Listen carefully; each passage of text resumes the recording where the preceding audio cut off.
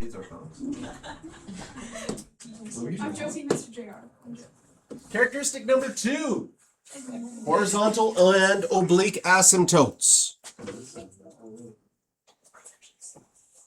Groups 2 and 3 had horizontal asymptotes. Group 1 sometimes had an oblique asymptote, sometimes did not. Okay, so we'll start off with horizontal asymptotes. This one right here is group 3. Group 3 is the easiest.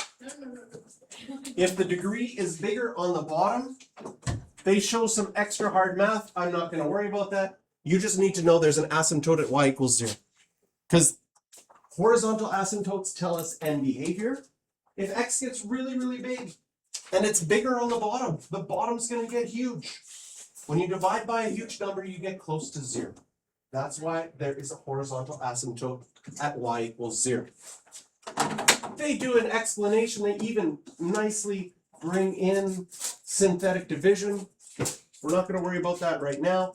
This one is going to have, and we can add it to the graph here, horizontal asymptote at y equals 0. Here we have group 2. If the degree is the same on the top and the bottom, then you will have a horizontal asymptote by just ignoring everything else, just looking at the highest degree, and your horizontal asymptote will be at y equals 2, because 2x divided by 1x is 2. You look at the coefficient on the top and the coefficient on the bottom. Okay, and again, they make it extra, they explain it with synthetic division. Don't have to worry about that. But the synthetic division does come up when you have group 1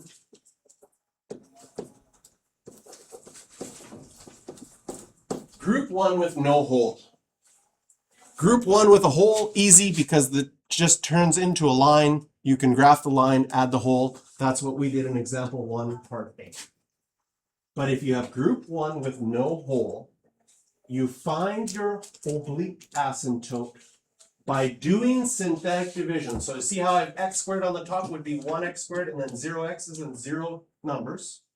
We're dividing by x plus 1, so I put a minus 1 out front. If it's nice and you can use synthetic division, use synthetic division. You might have to use long division if the bottom was negative x plus 3. And when you do your synthetic division, just a reminder, what do we do for synthetic division? We bring down the 1, multiply and add, and we would get x minus 1 with a remainder of 1. The nice thing about oblique asymptotes is you can ignore, the remainder could be 7 million. You can ignore the remainder. Your oblique asymptote is just what's left. So we would draw a diagonal line, x minus 1. That would be your oblique asymptote. And now we can graph and go through the steps as normal. So what does this look like for us?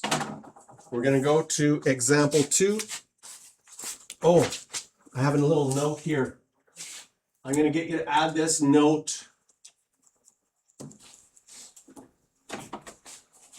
I like to say hole. On exams, sometimes they call a hole a point of discontinuity.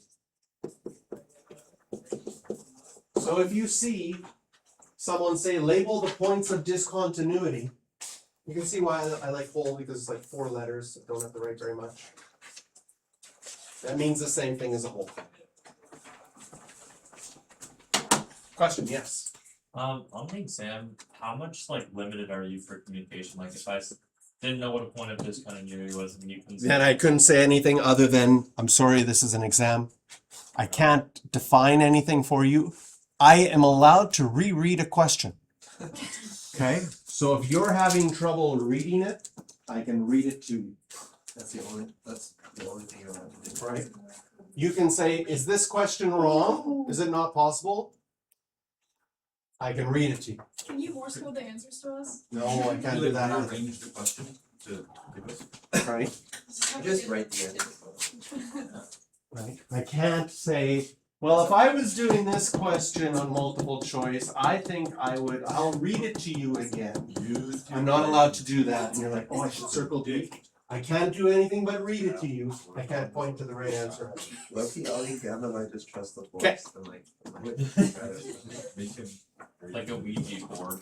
Wait, yeah, JR. So we have, JR. so you have your, I'm so beginning to read. okay, right? She did it. We have our bookmarks of the steps. We're gonna go through each of these questions and graph them. So the first one, and I wanna get through all of 2.3 today, so we got a lot of work to do. So,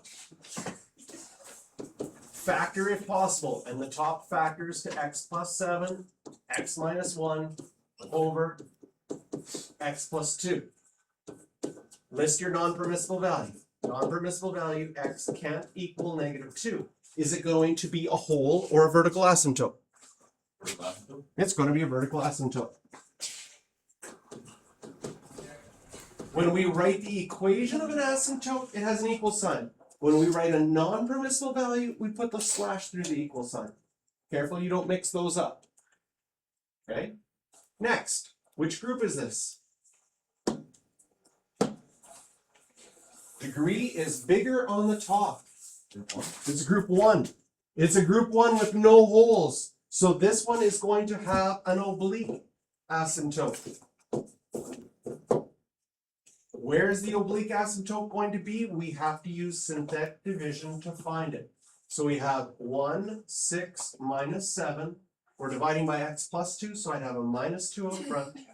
Bring down the 1, multiply, add, multiply, add.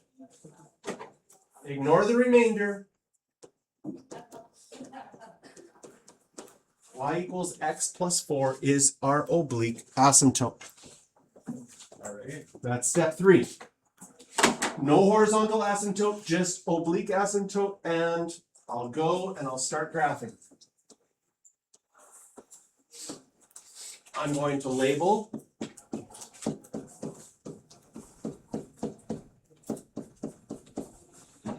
my vertical asymptote. Is it at -2? It should be there. Yes, thank you.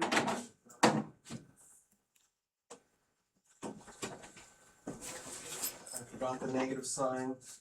That would have shown up when I went to draw the rest of my graph. Something would have felt bad and not be working, and I would have been confused. That usually means you made a little mistake early on. You might just have to start over and go slow. So x equals -2. Thank you for not putting me through the pain of finding the mistake later. And x plus 4, so what is that? As a y-intercept of 4, a slope of 1. This is my oblique asymptote. Can I steal some batteries from you? X plus 4, yeah. How many do you need? 5 boxes. Here, I'll give you. Give me a brick one, I could use them. Thank you. Yeah.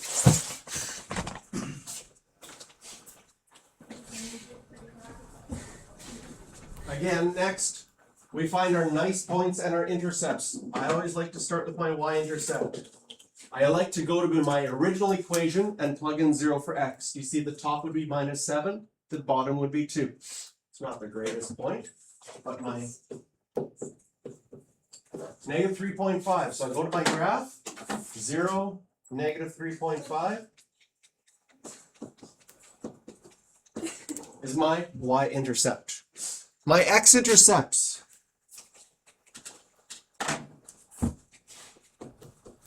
Again, you don't have to write this down. I'm just writing it down so that you can see that I like to go to my factored form.